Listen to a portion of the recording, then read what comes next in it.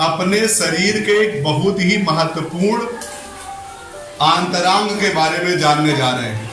और ये इसलिए जानने जा रहे हैं कि आज एक विशेष दिन है और इस दिन के लिए उस अंग को स्वस्थ रखने का तरीका हमें जानना बहुत जरूरी है। और वो अंग है हमारा फेफड़ा, जिसे हम श्वसन तंत्र भी कहते हैं। आज 7 मई 2024 है और बेटा आज के दिन को विश्व में विश्व अस्थमा दिवस के रूप में मनाया जा रहा है। और बेटा ये विश्व अस्थमा दिवस पूरे विश्व में मई महीने के पहले मंगलवार को मनाया जाता है। अस्थमा बेटा एक रोग है। अस्थमा एक रोग है जो हमारे श्वसन तंत्र में होता है। श्वसन तंत्र में होता है। तो इससे पहले कि हम अस्थमा रोग को जाने, अस्थमा रोग को जानने से पहले बेटा आज हम लोग अपने श्वसन तंत्र को अच्छी तरह से समझेंगे। फिर हमें यह समझ में आएगा कि अस्थमा क्यों हमारे लिए हानिकारक है।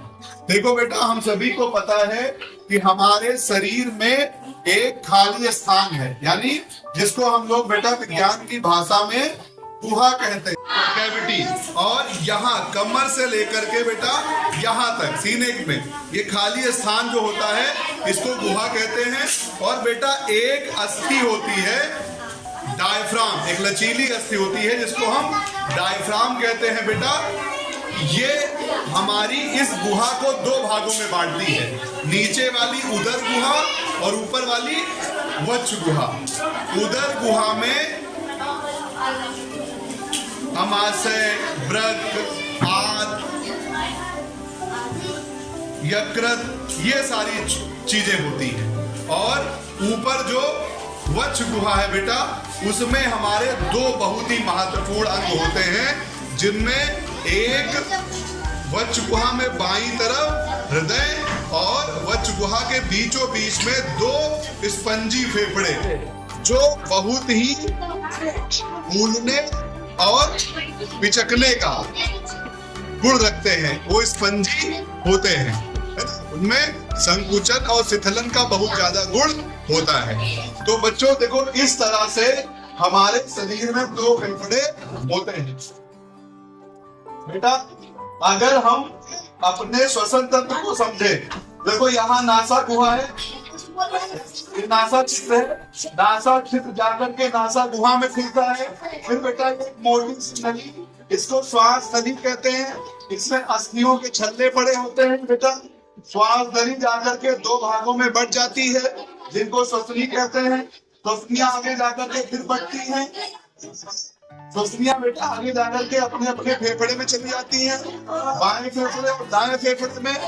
फिर बेटा ये जो है श्वसनियों में बढ़ती है और श्वसनियां लास्ट में जाकर के श्वसनिकाओं में, और फिर श्वसनिकाएं बेटा जाकर के छोटी सी भूमिका में खुलती हैं। जब बेटा हम सांस लेते हैं तो देखो बेटा, सांस लेने को बेटा हम अंतः श्वसन कहते हैं। क्या अंतः श्वसन कहते हैं? अंतः श्वसन में बेटा ये जो डायफ्राम है ये बेटा नीचे की ओर जाती है और वक्ष गुहा को, यानी वक्ष गुहा की जो खाली जगह है, आयतन है, वो बढ़ जाता है और फेफड़े को फूलने का स्थान मिल जाता है। और वायु तेजी के साथ नासा छिद्र, नासा गुहा मुख से भी जाती है, मुख गुहा, फिर श्वास नली, फिर जाकर के श्वसनियों में और फिर श्वसनिकाओं में और जाकर भूमिका में भर जाती है। फिर बेटा इस भूमिका में जो ऑक्सीजन आई है वो व्यर्थ के लिए नहीं आई है। ऑक्सीजन का काम है हमारे शरीर में ऊर्जा पैदा करना। क्या करना? ऊर्जा पैदा करना। और ऊर्जा पैदा होती है बेटा कोशिका के छोटे से अंगक माइटोकॉन्ड्रिया। देखो हमने यहाँ बनाया है, ये कोशिका है, ये कोशिका का छोटा सा अंगक है माइटोकॉन्ड्रिया। ऊर्जा ग्रह इसीलिए कहते हैं बेटा। वायु अभी अंतः श्वसन में इन कोशिकाओं में एल्विलाई में भरी है। यहाँ बेटा रुधिर नलिकाओं का जाम फैला होता है हमारे पूरे शरीर में, यहाँ भी।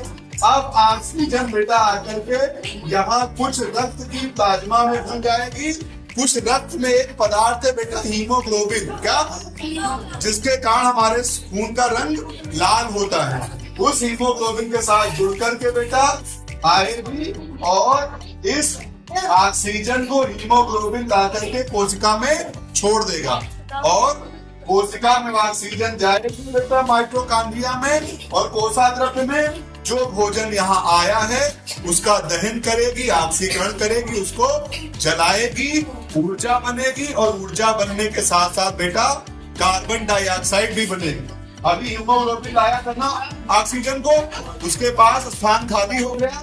अब जो कार्बन डाइऑक्साइड यहाँ बनी है बेटा उसको वो फिर अपने साथ जोड़ देगा और रक्त के साथ वो आएगी, फिर आएगी कोशिका में, स्वस्तिकाओं में, उल्टे रास्ते से श्वसनियों में, श्वास नली में, नासा गुहा में, मुख गुहा में, नासा क्षेत्र और मुख के द्वारा बाहर चली आएगी।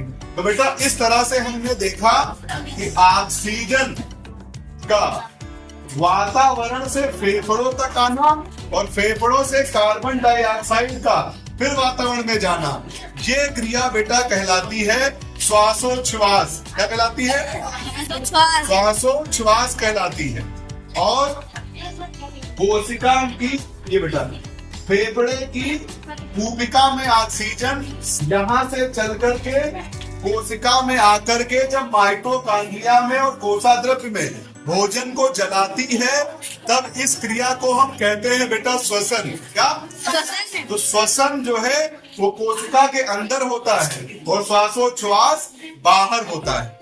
ये बेटा एक भौतिक क्रिया है। क्या है? श्वासोच्छ्वास एक भौतिक क्रिया है, जबकि श्वसन एक कौन सी क्रिया है? रासायनिक क्रिया है। कौन सी क्रिया है? रासायनिक। तो बेटा इस तरह से हमने देखा जब कार्बन डाइऑक्साइड फिर इस भूमिका में भरती है बेटा ये डायफ्राम ऊपर की ओर उठती है, वक्ष गुहा का आयतन कम होता है, फेफड़े दबते हैं और कार्बन डाइऑक्साइड तेजी के साथ बाहर निकल जाती है। ठीक है, तो इस तरह से बेटा हम देख रहे हैं कि अगर हमारा ये श्वास आने जाने का रास्ता बढ़िया अच्छा है तो सांस सरलता के साथ जाएगी और जैसे हम लोग नॉर्मल सांस लेते हैं बढ़िया ऊर्जा मिले कि हम चलते फिरते रहेंगे। लेकिन अगर किसी कारण से बेटा इस वायु के मार्ग में रुकावट आएगी, क्या आएगी? रुकावट आएगी, तब बेटा याद रखना कि हमारी सांस के जाने में घरघराहट की आवाज आएगी और हमारी कभी कभी सांस भी फूलेगी, सांस भी, यानी हम ठीक से श्वास नहीं ले पाएंगे। और ये बेटा तब होगा जब हमारी इस श्वसन मार्ग के अंदर की दीवार में सूजन आ जाएगी। बेटा क्या? सूजन आ जाएगी और इस सूजन के कारण बेटा हमारा जो वायु मार्ग है सांस जाने का वो सकरा हो जाएगा, तो ऑक्सीजन या वायु बेटा पास नहीं हो पाएगी, हमें श्वास लेने में समस्या आएगी। और इस बेटा कभी कभी ये हमें रोग हो जाता है कि एक बेटा श्वसन संबंधी विकार है जो हमें हो जाता है तब जब हमारी श्वास नली की जो आंतरिक भित्ति है बेटा उसमें सूजन आ जाती है, वायु सरलता से नहीं जा पाती। तो आओ हम लोग बेटा जाने किस कारण से हमें ये अस्थमा या दमा का रोग हो जाता है। हमने अक्सर देखा होगा अपने आसपास किसी को बहुत खांसते या हांफते है ना, उसको बलगम भी आता है, तमाम कठिनाइयां श्वसन संबंधी आ जाती हैं और इसे हम अस्थमा कहते हैं। बेटा अस्थमा कई कारणों से होता है। कभी बेटा किसी किसी को एलर्जी होती है। क्या? कुछ चीजों के संपर्क में आने पर उसको खांसी आने लगती है, उसकी सांस फूलने लगती है। या फिर बेटा धूल के कण या फिर बेटा कृषि के जो उत्पाद हैं, जो रूसी है, ये सब अगर हम श्वसन में ले लेते हैं तो ये अंदर जाकर के सूजन पैदा कर देती है। इसके साथ साथ बेटा कुछ दवाएं हैं जो प्रभाव डालती हैं। उत्पादों का बेटा सेवन करते हैं, विशेष रूप से बीड़ी, सिगरेट या गांजा वगैरह पीते हैं, उन्हें भी ये रोग होने की संभावना अधिक रहती है। कुछ कारणों से बेटा संक्रमण हो जाता है तब भी ये होता है। तो जहां तक संभव हो हम अपने श्वसन मार्ग को स्वस्थ रखें, तभी हम अस्थमा से दूर रह सकते हैं, यानी उन चीजों के आसपास ना जाएं जिससे हमें एलर्जी है, या फिर धूल या प्रदूषित वायु के समय में मास्क लगा करके रखें। ठीक है, इस धूम्रपान से सदैव दूर रहें तो हम अस्थमा से बच सकते हैं। बहुत बहुत